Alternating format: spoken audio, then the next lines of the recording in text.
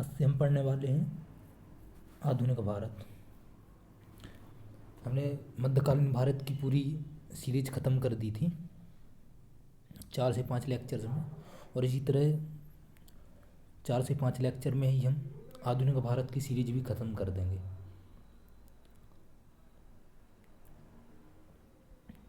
चलिए तो शुरू करते हैं अपना अगला सेशन। आप सभी का स्वागत है हमारे यूट्यूब चैनल पर। आधुनिक भारत में बात करने वाले हैं उत्तरकालीन मुगल सम्राट, है ना, कि उत्तरकालीन मुगल सम्राट कौन कौन से जो आधुनिक भारत में रहे। तो जो आधुनिक ये उत्तरकालीन मुगल सम्राट के लिए जो युद्ध हुआ, उसमें गुरु गोविंद सिंह और बहादुर शाह दोनों ने मिलकर युद्ध लड़ा था। मुगलों से स्वतंत्र होने वाले राज्य एवं संस्थापक, है ना, जो मतलब जो राज्य मुगलों से स्वतंत्र हो गए थे और मुगलों ने ही उनकी स्थापना की थी, तो ऐसे कौन से राज्य हैं? अवध। अवध की स्थापना की थी सआदत खान ने। हैदराबाद की स्थापना की थी चिनकलिज खां या निज़ाम उल मुल्क आसफ शाह, उसी के लिए निज़ाम उल मुल्क आसफ शाह भी कहा जाता था। रोहेलखंड की स्थापना की थी वीर दाऊद एवं अली मोहम्मद खान ने। बंगाल की स्थापना की थी मुर्शिद कुली खां। कर्नाटक की स्थापना की थी सादुतुल्ला खां, और भरतपुर की स्थापना की थी चूड़ामन एवं बदन सिंह ने। तो जो 5, है ना, मुगलों से स्वतंत्र हुए राज्य थे अवध, हैदराबाद, रोहेलखंड, बंगाल, कर्नाटक, भरतपुर, जिनकी स्थापना दिए गए संस्थापकों ने की थी। अब एक इसमें नीचे छोटा सा नोट दिया गया है कि मुगल सम्राट मोहम्मद शाह ने सआदत खां को बुरहान उल मुल्क की उपाधि दी थी। तो किसने दी थी? मोहम्मद शाह ने शहादत खां के लिए, है ना, मुगल सम्राट था मोहम्मद शाह, उसने सआदत खां के लिए बुरहान उल मुल्क की उपाधि से नवाजा था। और सआदत खां का असली नाम क्या था? मीर मोहम्मद। बहादुर शाह के लिए, है ना, पहले मुअज्जम कहा जाता था। क्या कहा जाता था? मुअज्जम, मतलब मुअज्जम उसका वास्तविक नाम था। और इसके लिए शाह एक खबर के नाम से भी जाना जाता था, है ना। तो मुअज्जम खां, मुअज्जम और शाह एक खबर, ये दोनों नाम किसके थे? बहादुर शाह के।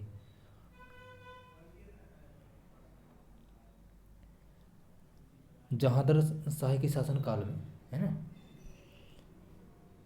लाल कुमारी नाम की एक वेश्या थी जिसे वो परमिशन दिए हुए था अपने उसमें शासन में, है ना, हस्तक्षेप करने का आदेश दे रखा था कि वो कर सकती थी।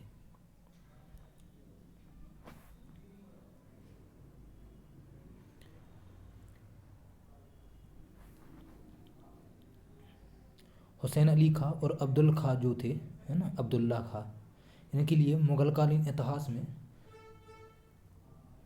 शासक निर्माता के रूप में जाने जाते थे। और ये दोनों सैयद बंधु थे, है ना, हुसैन अली खां और अब्दुल्ला खां। इन दोनों के लिए किस लिए जाना जाता था? शासक निर्माता के लिए, है ना, मतलब राजाओं के राजा बनाने के लिए, शासक का निर्माण करने के लिए, है ना, कि कौन किस राज्य का शासन करेगा। और ये दोनों कौन थे? सैयद बंधु थे। सैयद खां के लिए, जहादर शाह के लिए लंपट मूर्ख भी कहा जाता था। क्या कहा जाता था?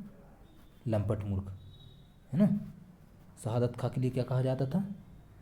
लंपट मूर्ख भी कहा जाता था। फर्रुख सियर को, है ना, मुगल वंश का घृणित कायर भी कहा गया है। फर्रुख सियर के लिए मुगल वंश का कायर भी कहा गया है। मोहम्मद शाह के लिए, है ना, रंगीला बादशाह कहा जाता था। क्या कहा जाता था? मोहम्मद शाह के लिए रंगीला बादशाह। वो भी किस कारण?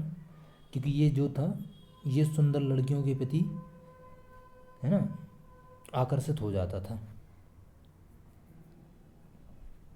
और इसने एक संगीतकार के रूप में अनेक ख्यालों की भी रचनाएं की, मोहम्मद शाह ने।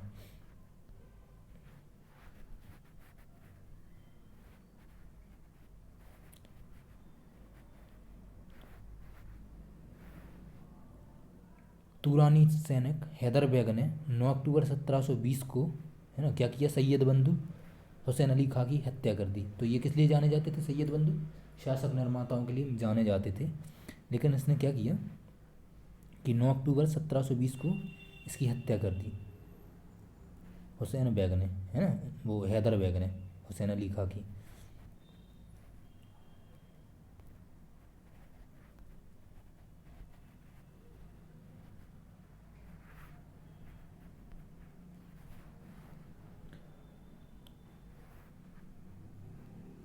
मोहम्मद शाह के शासनकाल में ही, मोहम्मद शाह के, है ना, शासनकाल में ही किसने, चिलकिच खां ने निजामुल मुल्क की उपाधि धारण की।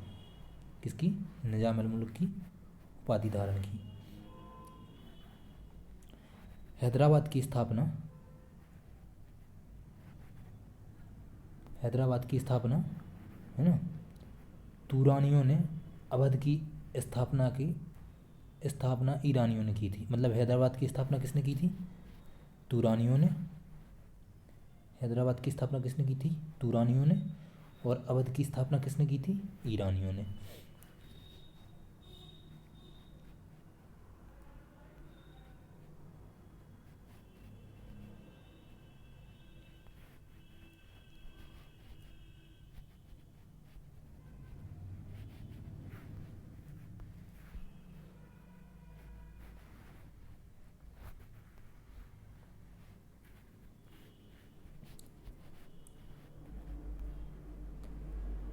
ईरान फारस के सम्राट नादिर शाह ने 1739 ईस्वी में दिल्ली पर आक्रमण कर दिया। तो नादिर शाह ने कब आक्रमण किया था? 1739 ईस्वी में। कब आक्रमण किया था?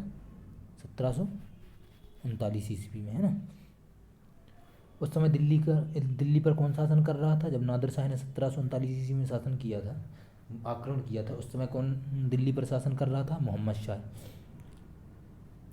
और नादिर शाह के लिए ईरान का नेपोलियन कहा जाता था। क्या कहा जाता था? ईरान का नेपोलियन। नादिर शाह के लिए ईरान का नेपोलियन कहा जाता था।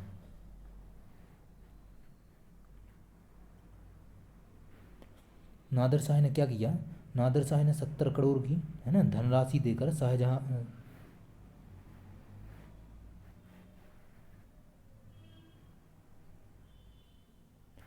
70 करोड़ की धनराशि लेकर, है ना, जो तख्ते ताउस था, पीकॉक थ्रोन, मतलब जो उसके उस पर लगाया जाता था, मुकुट पे, है ना, राजाओं के मुकुट पे लगाया जाता था, और कोहिनूर हीरा लेकर फारस चला गया।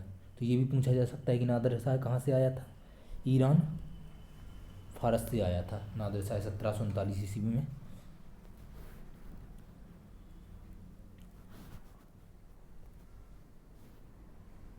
मयूर सिंहासन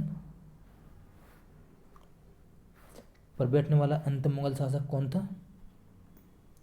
मोहम्मद शाह, है ना। कौन था? मोहम्मद शाह।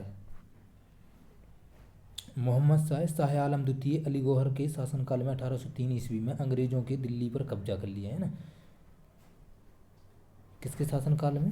शाह आलम के, जो शाह आलम द्वितीय था, जिसके लिए अली गौर कहा जाता था, है ना, इसी के शासनकाल में 1803 ईस्वी में अंग्रेजों ने, किसने? अंग्रेजों ने दिल्ली पर कब्जा कर लिया। पानीपत का तृतीय युद्ध कब हुआ था? पानीपत का तृतीय युद्ध 1761 में हुआ था, है ना। पानीपत का तृतीय युद्ध कब हुआ था? 1761 में हुआ था। और ये किस किस के बीच हुआ था? मराठाओं के बीच और अहमद शाह अब्दाली के बीच। किस किस के बीच हुआ था? मराठाओं के बीच, मराठाओं के बीच और अहमद शाह अब्दाली के बीच 1761 में पानीपत का तृतीय युद्ध हुआ था, है ना, 1761 में। और इसमें क्या हुआ? मराठाओं की हार हुई। कुछ उत्तरकालीन मुगल सम्राट थे, है ना, जो प्रभावी रहे। उत्तरकालीन मुगल सम्राट, है ना, जो प्रभावी वो रहे, अपने काल में छाए रहे। शाह आलम बहादुर शाह, है ना। बहादुर शाह कब से कब तक रहा? बहादुर शाह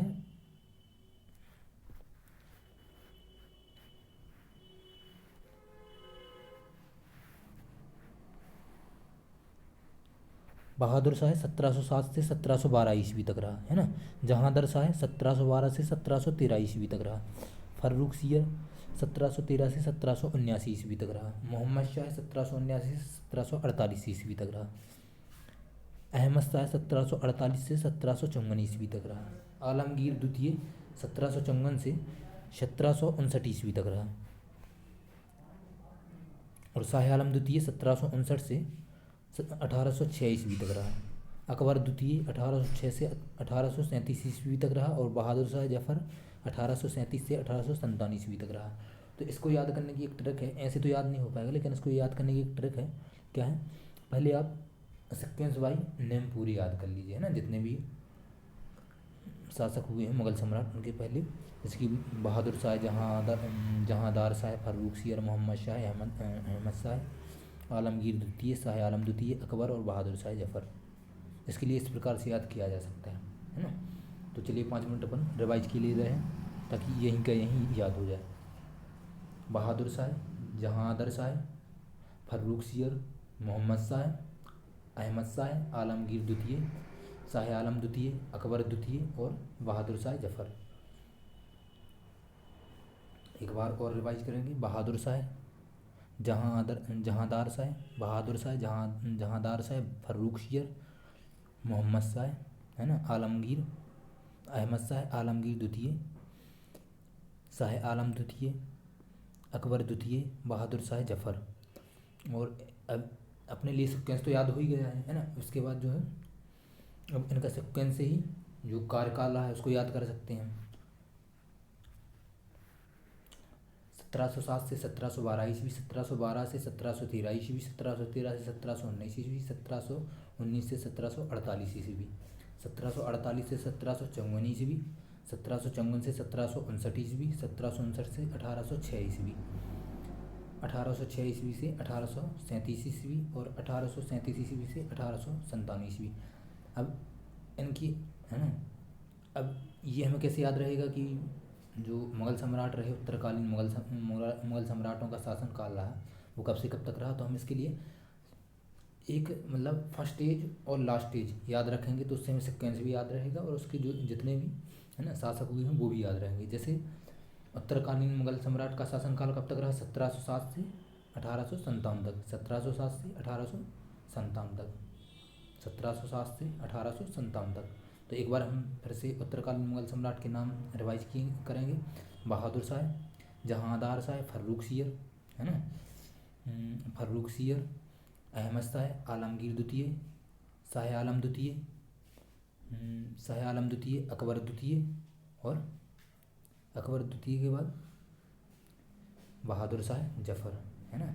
तो बहादुर शाह, जहांदार शाह, फर्रुखसियर, अहमद शाह, आलमगीर द्वितीय के बाद शाह आलम द्वितीय, है ना, आलमगीर द्वितीय, शाह आलम द्वितीय, शाह आलम द्वितीय के बाद अकबर द्वितीय और अकबर द्वितीय के बाद बहादुर शाह जफर। अब इनका शासनकाल 1707 से 1712 ईस्वी, 1712 से 1713 ईस्वी, 1713 से 1719 ईस्वी, है ना, 1713 से 1719 ईस्वी और 1719 से 1748 ईस्वी, 1719 से 1748 ईस्वी, 1748 से 1754 ईस्वी, है ना, 1719 से 1748 ईस्वी, 1748 से 1754 ईस्वी और 1754 से 1759 ईस्वी, 1754 से 1759 ईस्वी, 1759 से 1806 ईस्वी, 1806 ईस्वी से 1837 ईस्वी और 1837 ईस्वी से 1857 ईस्वी, है ना। हो गया अब याद। एक बार रिवाइज कर लेंगे तो याद हो जाएगा।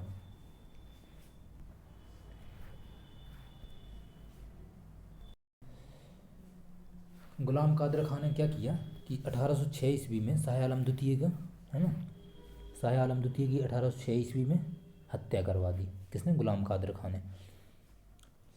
बहादुर शाह द्वितीय जो था वो मुग़ल सम्राट का अंतिम सम्राट था, है ना। मुग़ल शासक का कौन था? अंतिम शासक था। कौन? बहादुर शाह द्वितीय।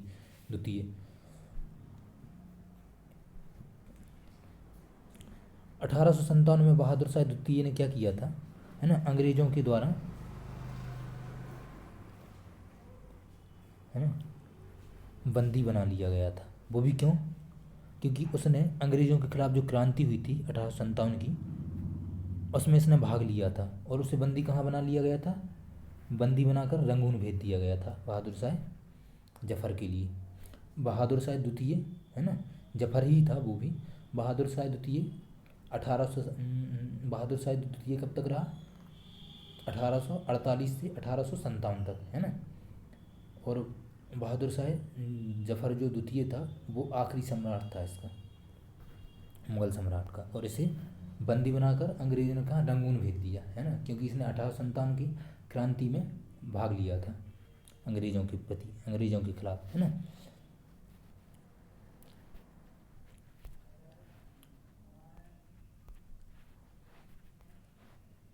लाल किला, लाल किला का जो हीरा महल है ना, है ना, लाल किला में स्थित जो हीरा महल है, कहाँ स्थित है? लाल किला में। ये बहादुर शाह द्वितीय ही ने बनवाया था, है ना। किसने बनवाया था? बहादुर शाह जफ़र ने, वही द्वितीय ने। और हयात बख्श बाग जो है ये कहाँ स्थित है? दिल्ली के लाल किले में। हयात बख्श, हयात बख्श बाग कहाँ पे स्थित है? दिल्ली के लाल किले में।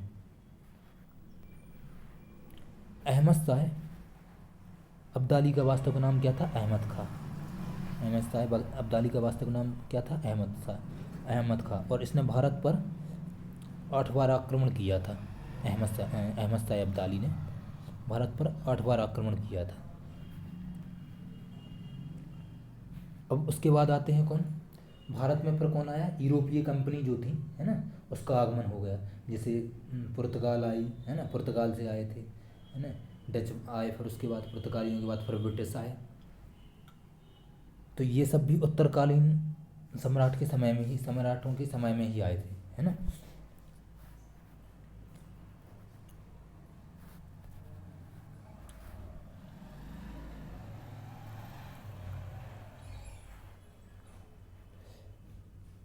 सत्रह मई 1458 ईस्वी में वास्को डगामा, है ना, जिसके लिए भारत का खोजकर्ता माना जाता है, लेकिन ऐसा नहीं है। ये क्या हुआ था कि ये वास्को डगामा जो है, एक तो उस टाइम में क्या था, जलमार्ग से ही आने के रास्ते होते थे और उस पर जो है उसका टैक्स ज़्यादा होता था। तो इसने क्या किया था कि वास्को डगामा ने एक नए समुद्री मार्ग की खोज की थी और ये समुद्री मार्ग के रास्ते आया था और ये कहाँ पहुँचा था? उत्तरी अमेरिका, है ना। मतलब उत्तरी अमेरिका पहले से था लेकिन उसने उसका नाम दिया था उत्तरी अमेरिका। और इसे क्या लगा कि ये कहाँ आ गया है? भारत आ गया है। तो 17 मई 1458 ईस्वी को वास्को डगामा ने भारत के पश्चिमी तट पर स्थित कालीकट बंदरगाह पहुंचकर कहाँ आया था? कालीकट बंदरगाह, है ना। और इसने एक समुद्री मार्ग की खोज की थी जिससे मतलब यूरोप से सीधे भारत आया जा सके। इसने भारत की खोज नहीं की थी, इसने क्या किया था? एक समुद्री मार्ग की खोज की थी, है ना। 17 मई 1498 ईस्वी में, है ना, 1498 ईस्वी में, 1498 में इसने एक समुद्री मार्ग की खोज की थी जो यूरोप से सीधे कहाँ आता था? भारत के लिए आ सकते थे जिसके रास्ते से। और वास्को डगामा की मदद किसने की थी? एक भारतीय व्यापारी थे अब्दुल मजीद, है ना। इन्होंने वास्को डगामा की मदद की थी जब वास्को डगामा भारत आया था यात्रा पर। और भारत कहाँ का था वास्को डगामा? यूरोप का था। उसके बाद प्रथम पुर्तगाली वायसराय कौन आया भारत में? प्रथम पुर्तगाली वायसराय 1505 ईस्वी में फ्रांसिस्को दा अल्मेडा आया। कौन आया? फ्रांसिस्को दा अल्मेडा। तो ये कब आया था? 1505 ईस्वी में फ्रांसिस्को दा अल्मेडा आया था। वो भी क्या बनकर आया था? भारत में प्रथम पुर्तगाली, है ना। पुर्तगालों की आने की शुरुआत 1400 से ही हुई है। तो 1458 में, है ना, जब ये 1505 में फ्रांसिस्को दा अल्मेडा आया, है ना, भारत, तो वो प्रथम पुर्तगाली वायसराय बनकर आया था।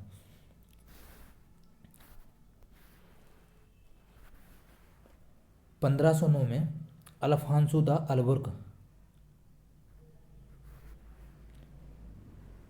आया, है ना, अल्फांसो द अल्बुर्क आया भारत, वो भी क्या, पुर्तगालियों का वायसराय बन के। तो 1509 में अल्फांसो द अल्बुर्क आया भारत में पुर्तगालियों का वायसराय बन के,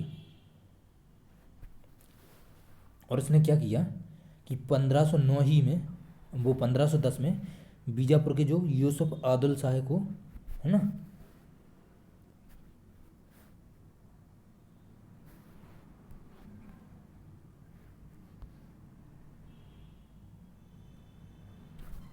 इसने क्या किया 1510 ईस्वी में बीजापुर के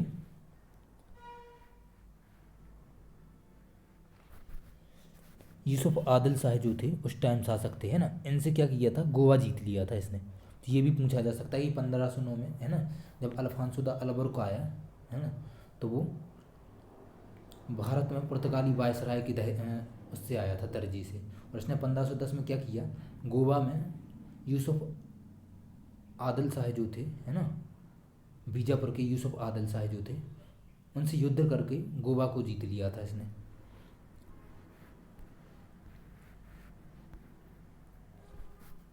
पुर्तगालियों ने अपनी पहली व्यापारिक कोठी कहाँ, कोचीन में स्थापित की थी। कहाँ की थी, कोचीन में, है ना, पुर्तगालियों ने अपनी पहली व्यापारिक कोठी कहाँ, कोचीन में स्थापित की थी।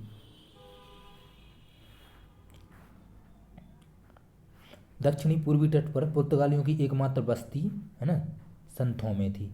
मतलब जहाँ वो रहते थे पुर्तगाली, दक्षिणी पूर्वी तट पर उनकी एकमात्र बस्ती थी क्या, संथोमे।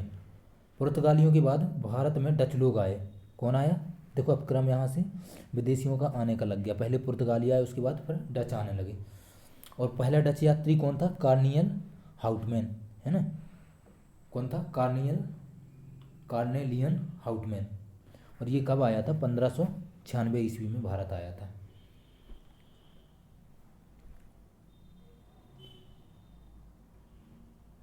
तो पुर्तगालियों के बाद जब भारत में डच आने लगे, तो डचों का, है ना, पहला डच कब आया था, 1596 में, कार्नेलियन हाउटमैन आया था।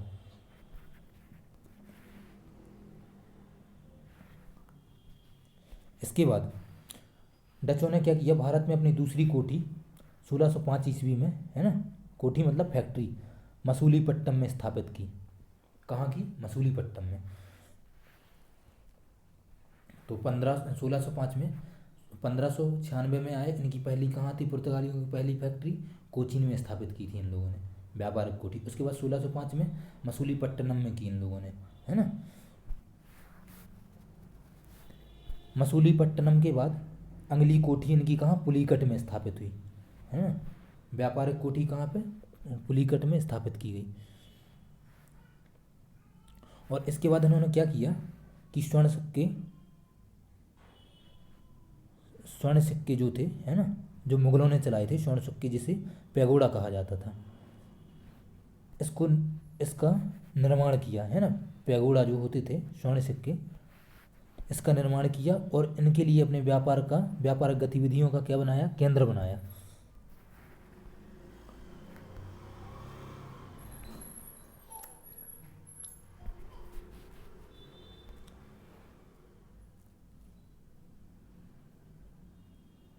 डचों ने भारत में प्रथम वेतनभोगी रखे, है ना, डचों ने भारत में प्रथम वेतनभोगी, मतलब जो वेतन की शुरुआत की थी, कि वेतन देकर काम कराना, ये किसने किया था, डचों ने शुरुआत की थी इसकी। इसके बाद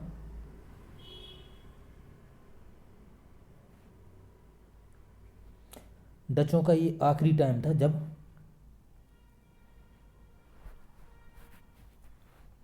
ये अंतिम समय था, 1759, है ना। और इसी समय से इनका पतन होने लगा था। और डचों और अंग्रेजों के मध्य युद्ध हुआ, जिसके लिए क्या बोला गया, बेदरा का युद्ध बोला गया। क्या बोला गया, बेदरा का युद्ध। तो 1759 में जब अंग्रेज आए, तो अंग्रेजों के बीच और डचों के बीच युद्ध हुआ, है ना। इस युद्ध को क्या बोला गया, बेदरा का युद्ध बोला गया। यहीं से डचों का क्या, पतन शुरू हो गया।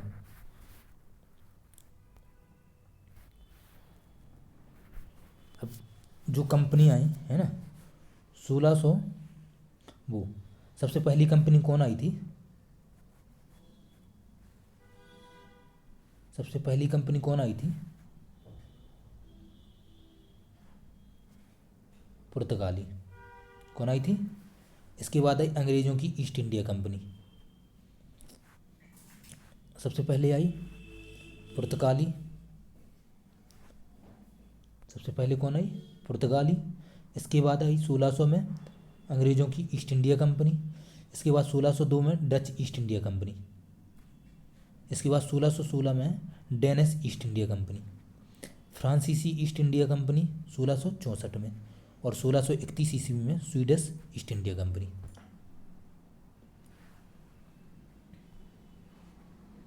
तो इसके लिए हम इसका क्रम भी याद करने के लिए वही करेंगे, है ना। देखो हिस्ट्री एक ऐसी चीज़ है कि ट्रकों से याद की जा सकती है, लेकिन हिस्ट्री वैसे यार मतलब याद करना एक क्रिटिकल, है ना, नॉलेज है। तो वैसे भी हम बचते हैं, वैसे ही बोरिंग लगता है सब्जेक्ट याद करने के लिए। तो उसमें जितने कम ट्रकों का यूज किया जाए, क्योंकि उसमें डेट ही होनी है और इवेंट्स होते हैं। तो इवेंट्स के लिए यदि हम सिक्वेंस से याद करें तो मुझे नहीं लगता कि याद करना कोई टफ होगा, बजाय ट्रकों का यूज किए बिना, है ना। तो सीधा जैसे हमने पुर्तगाली ईस्ट इंडिया कंपनी, है ना, अंग्रेजी East India Company, Dutch East India Company, Danish East India Company, फ्रांसीसी East India Company, Swedish East India Company, है ना। तो यहाँ से तो ईस्ट इंडिया कंपनी आपकी कहाँ से? अंग्रेज़ों के टाइम से याद हो गई थी। या तो हम पर ये कर सकते हैं कि ईस्ट इंडिया कंपनी का आगमन हुआ कब से हुआ? पुर्तगाली, अंग्रेजी, डच, डेनिश, फ्रांसीसी, स्वीडिश, इनका मतलब हम जो जहाँ से आई इनके स्टेट का नाम याद रख सकते हैं कि पुर्तगाली, अंग्रेजी, डच, है ना। 3 बार हम रिवाइज करेंगे ताकि हमें 100% नहीं तो सेशन के बीच में ही 75% याद हो जाना चाहिए। पुर्तगाली, अंग्रेजी, है ना, डच, डेनिश, फ्रांसीसी, स्वीडिश। पुर्तगाली, अंग्रेजी, डच, डेनिश, फ्रांसीसी, स्वीडिश। पुर्तगाली, अंग्रेजी, डच, डेनिश, फ्रांसीसी, स्वीडिश। शायद हो गया होगा, लास्ट बार रिवाइज करेंगे। पुर्तगाली, अंग्रेजी, फ्रांस, है ना, Danish, France, Dutch, Danish, France, Swedish, फ्रांसीसी, स्वीडिश। और इसके जो सन हैं 1600, 1498, 1600, 1616, 1664, 1731। 1498, 1600, 1616, 1664 और 1731। 1498, 1600, 1616, 1664 और 1731। अब हो गया होगा पुर्तगाली कंपनी 1498। पुर्तगालियों के बाद कौन आया? अंग्रेजी ईस्ट इंडिया कंपनी 1400 के बाद, 1498 के बाद 1600, है ना। अंग्रेजी ईस्ट इंडिया कंपनी के बाद कौन आया? Dutch East India Company, Dutch East India company 1698। Dutch East India company के बाद कौन आया? Danish East India company 1600। Dutch East India company 1602, है ना। Dutch East India company 1602। उसके बाद आए कौन? डच ईस्ट इंडिया कंपनी के बाद डेनिश ईस्ट इंडिया कंपनी, ये 1616 ईस्वी। उसके बाद कौन आए? फ्रांसीसी ईस्ट इंडिया कंपनी 1664 ईस्वी। उसके बाद कौन आए? उसके बाद स्वीडिश, है ना, ईस्ट इंडिया कंपनी, ये कब आए? 1731 ईस्वी। तो अब हो गया होगा, एक बार रिवाइज कर लेंगे। 1498 ईस्वी, 1600, 1602 ईस्वी, 1616, 1664 और 1731 ईस्वी, है ना। पुर्तगालियों के बाद अंग्रेज, डच, डेनिश और स्वीडिश, फ्रांसीसी और स्वीडिश।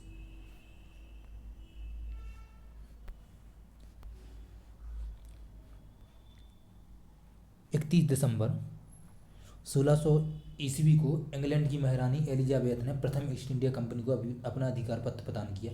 मतलब इन्हें जब देखा कि ये लोग वहाँ जाके, है ना, ये अपने अधिकार में पूरे भारत के लिए ले रहे हैं, तो उस टाइम पर क्या किया कि जो इंग्लैंड के राजा थे, रानी जो एलिजाबेथ थी, उनने 1600 ईस्वी में कंपनी के कुछ अधिकार जो थे वो अपने हाथ में ले लिए, है ना।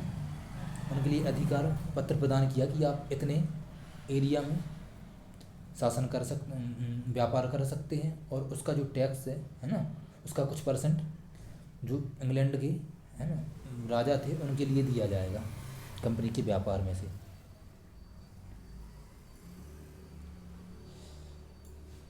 तो ईस्ट इंडिया कंपनी जब प्रारंभ हुई तो उसके साथ में कितने सदस्य आए, ईस्ट इंडिया कंपनी के कितने मेंबर्स आए, 217 मेंबर्स। उसमें सबसे पहला जो था, है ना, गवर्नर कौन थे, सबसे पहले गवर्नर थे टॉमस स्मिथ। कौन था? टॉमस स्मिथ, जो ईस्ट इंडिया कंपनी के साथ में आया था।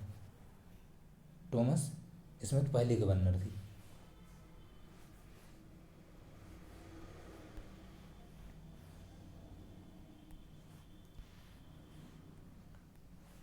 इसके बाद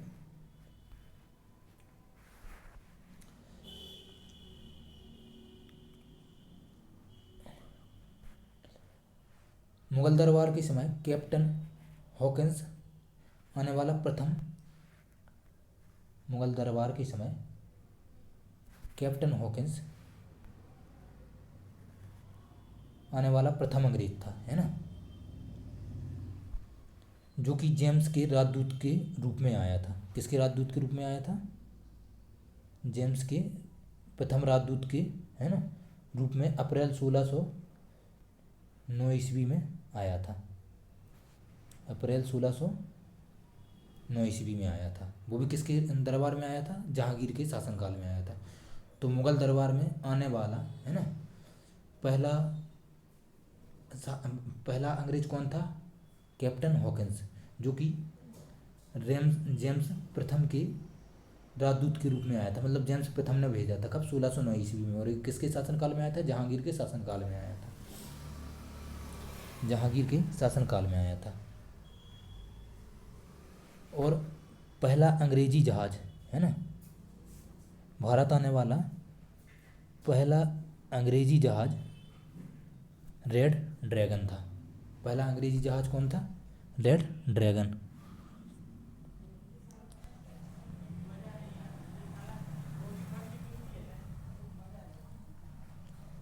1611 ईस्वी में दक्षिण पूर्व समुद्र तट पर सर्वप्रथम अंग्रेजों ने मछलीपट्टनम में व्यापारिक कोठी की स्थापना की। 1611 ईस्वी में,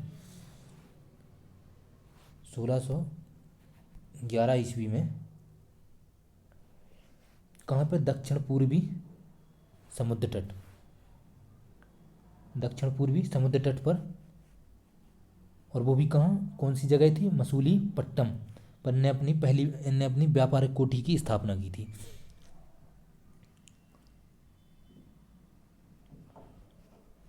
जहांगीर ने 1613 ईस्वी में, है ना, अंग्रेजों को सूरत में व्यापार करने की अनुमति दे दी। उस टाइम जो कंपनी थी, है ना, ईस्ट इंडिया कंपनी जो कंपनी थी, उसका इंचार्ज कौन था? थॉमस एल्वर्थ, जिसके अधीन कंपनी यहाँ आई थी। तो 1613 ईस्वी में जहांगीर ने क्या किया कि अंग्रेजों को सूरत में शासन व्यापार करने की अनुमति दे दी। उस टाइम थॉमस एल्वर्थ कंपनी के, है ना, डायरेक्टर थे, निर्देशक बोल सकते हैं, या मेन अधिकारी, जो मुख्य अधिकारी थे वो थे।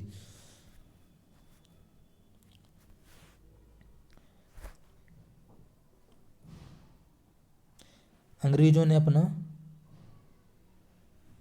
प्रथम व्यापारिक कोठी मसूलीपट्टनम में 1611 ईस्वी में खोली, है ना, जबकि पश्चिमी तट सूरत में 1613 ईस्वी में व्यापारिक कोठी के लिए खोली। तो पहली व्यापारिक कोठी कौन सी थी? मसूलीपट्टनम में खोली गई जो। उसके बाद पश्चिमी तट पर खोलने वाली, है ना, पूर्वी तट पर खोली गई मसूलीपट्टनम में 1611 में, और पश्चिमी तट पर 1613 ईस्वी में कहाँ पे? सूरत में खोली गई थी।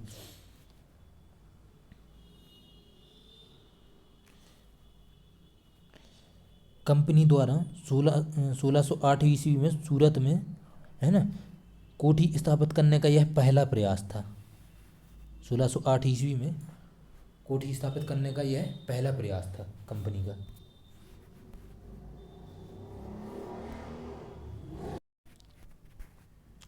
1615 ईस्वी में सम्राट जेम्स फर्स्ट ने सर टॉमस रो को अपना राजदूत बनाकर मुगल सम्राट जहांगीर के दरबार में भेजा।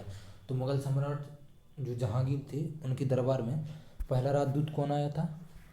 पहला राजदूत आया था सर टॉमस रो, है ना, सर टॉमस रो। उसको भेजा किसने था? सम्राट जेम्स फर्स्ट ने, वो भी 1615 ईस्वी में। और ये किसके शासनकाल में आया था? जहांगीर के शासनकाल में, जहांगीर के दरबार में आया था। और ये फरवरी 1619 तक भारत में रहा। कब रहा? फरवरी 1619 तक भारत में रहा।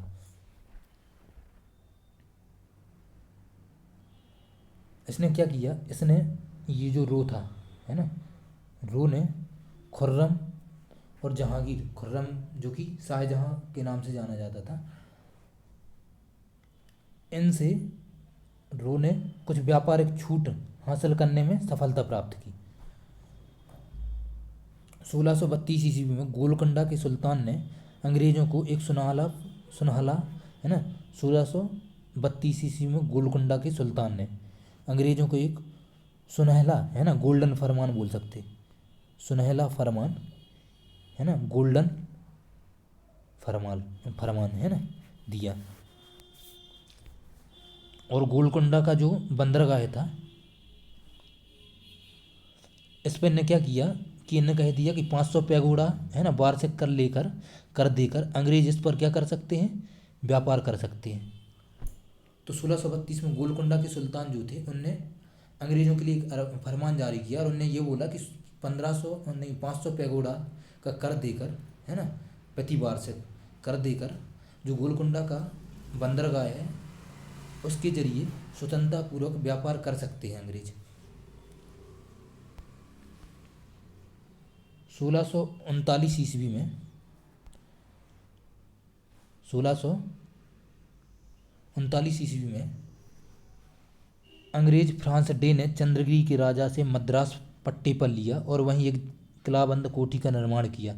इस कोठी का नाम फोर्ट सेंट जॉर्ज रखा गया था और ये किसने स्थापित की थी? फ्रांसिस डे ने, है ना। और कहाँ पर? मद्रास में। ये इसमें चार चीज़ें याद रखने लायक हैं कि 1639 ईस्वी में मद्रास में फ्रांस डे ने चंद्रगिरी के राजा से आज्ञा लेकर, है ना, एक किलाबंद कोठी का निर्माण किया और इस कोठी का नाम क्या था? Fort Saint George. और इसका जो है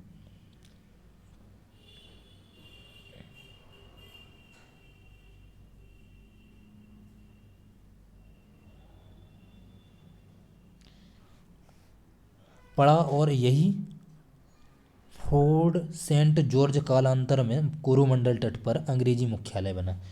तो अंग्रेजी मुख्यालय कौन था? कोरोमंडल तट पर स्थित ये फोर्ट सेंट जॉर्ज। 1661 ईस्वी में पुर्तगाली राजकुमारी कैथरीन ऑफ ब्रेगेंजा एवं ब्रिटेन के राजकुमार चार्ल्स द्वितीय का विवाह हुआ। इस अवसर पर दहेज के रूप में पुर्तगालियों ने चार्ल्स द्वितीय को बम्बई प्रदान किया। देख रहे हैं ना कि दहेज में बम्बई दे दिया पुर्तगाली कंपनी, इसने, है ना, पुर्तगालियों ने।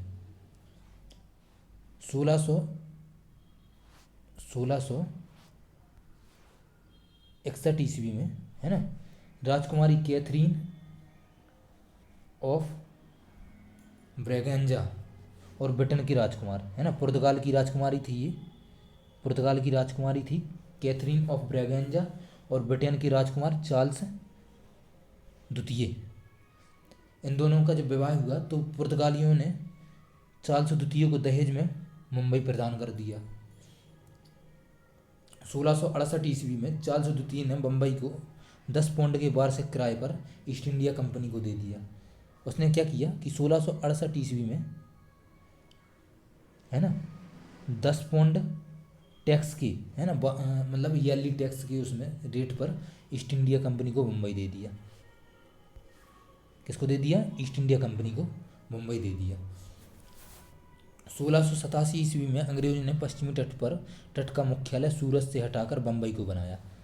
फिर इसके बाद अंग्रेजों ने क्या किया कि 1687 ईस्वी में जो पश्चिमी तट का मुख्यालय था सूरत, इसको कहाँ? बम्बई स्थानांतरित कर दिया, है ना, बम्बई ट्रांसफ़र कर दिया इसके लिए।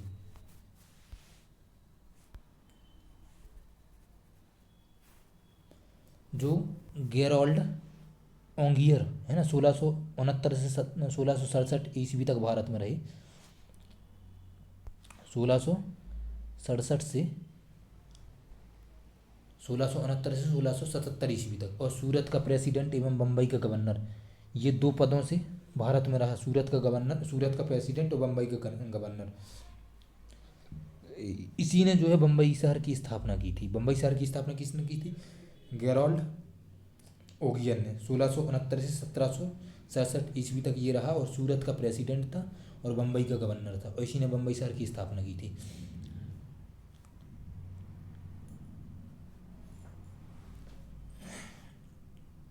जो बंगाल के शासक थे, बंगाल के शासक शाहजहां ने सर्वप्रथम 1651 ईस्वी में अंग्रेजों को व्यापारिक छूट की अनुमति प्रदान कर दी।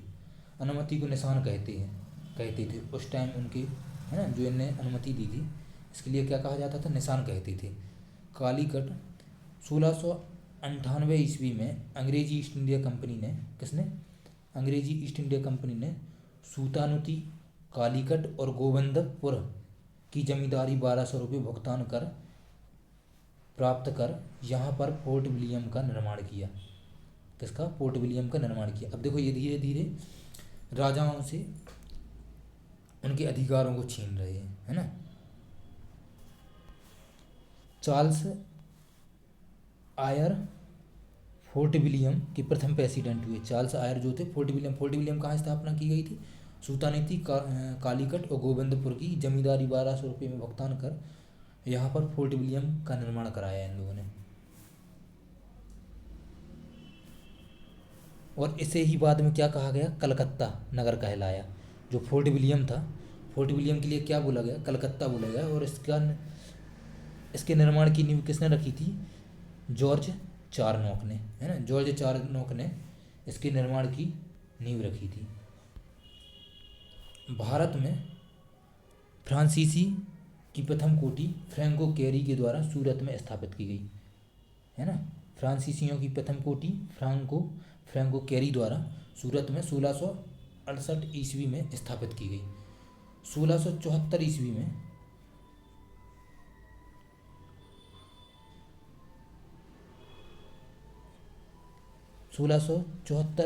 ईस्वी में फ्रांसीसी कंपनी के निर्देशक फ्रैंकिस मार्टिन ने बालीकोंडापुर के सूबेदार, है ना, शेर खां लोधी से पुदुचेरी नामक एक गांव प्राप्त किया जो कालांतर में पांडिचेरी कहलाता है। तो पांडिचेरी की स्थापना किसने की थी? फ्रैंकिस मार्टिन ने, है ना।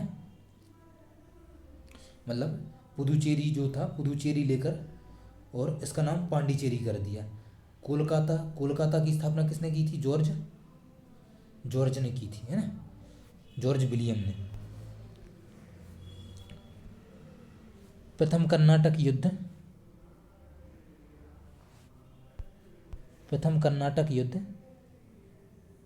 1646 से 1748 ईस्वी तक ऑस्ट्रिया के उत्तराधिकार के युद्ध से प्रभावित हुआ।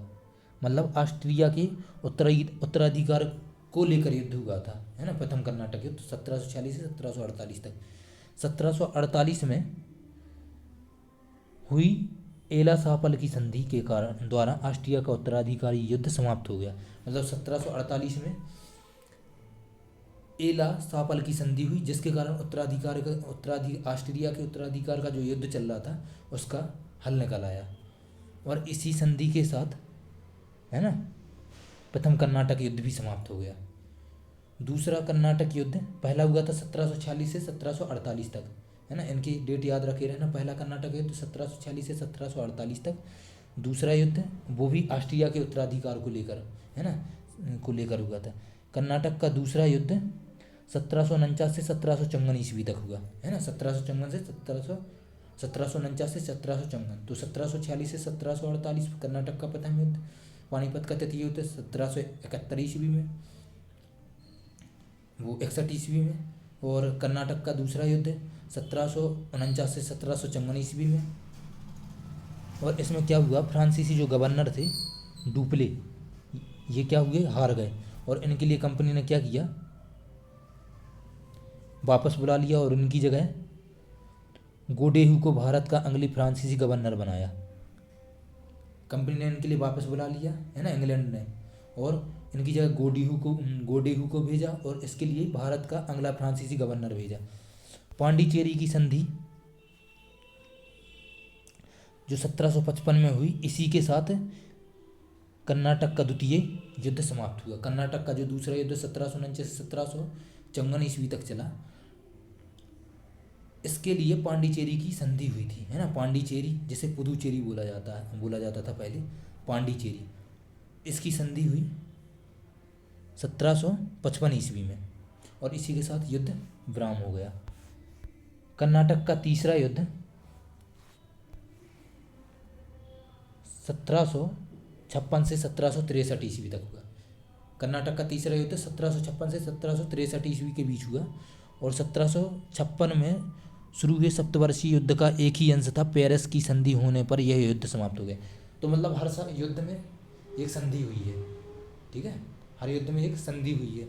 जब कर्नाटक का पहला युद्ध हुआ ऑस्ट्रिया के उत्तराधिकार को लेकर 1746 से 1748 में, उसमें सापला की संधि हुई थी, है ना।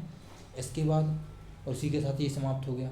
उसके बाद कर्नाटक का दूसरा युद्ध हुआ जिसमें पुदुचेरी की संधि हुई 1748 से 1754 तक। तो 1755 में पुदुचेरी की वो पांडिचेरी की संधि हुई, है ना। उसके बाद 1756 से 1763 तक कर्नाटक का तीसरा युद्ध चला, और इसमें पेरिस की संधि हुई। क्या संधि हुई?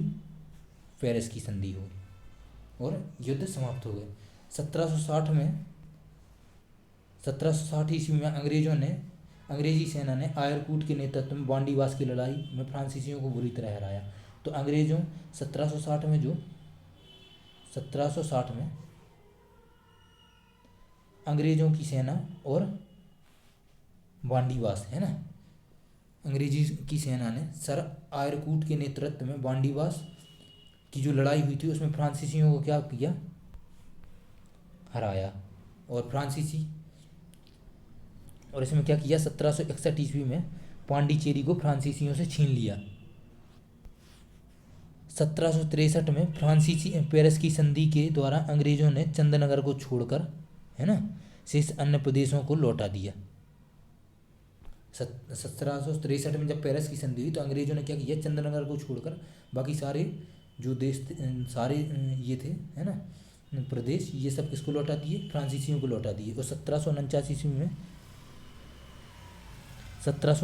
ईस्वी तक फ्रांसीसियों के कब्जे में रहे, और भारत की आज़ादी तक फ्रांसीसियों के कब्जे में रहे।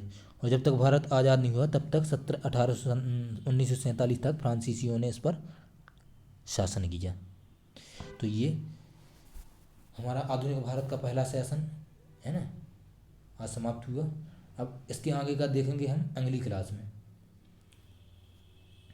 तो यदि आपको सेशन अच्छा लगा हो तो लाइक, कमेंट और सब्सक्राइब करें, और कमेंट में अपने सुझाव ज़रूर दें, है ना, और सुझाव दें कंटेंट में इम्प्रूवमेंट करने के लिए और चीज़ों के लिए इसमें ऐड करने के लिए। यदि आपको लगता है कि इसमें और इसमें, है ना, पढ़ाने के तरीके को चेंज करने के लिए, कि यदि आपको लगता है कि इसके लिए, है ना, थोड़ा इसमें ये ऐड किया जाए या ये कंटेंट ऐड किया जाए या इसको इम्प्रूवमेंट लाने के लिए कुछ भी सजेशंस हो तो आप हमें ज़रूर दें। धन्यवाद। हम मिलते हैं अपनी अगली क्लास में, अपने अगले सेशन में। आप सभी का हमारे यूट्यूब चैनल पर स्वागत है।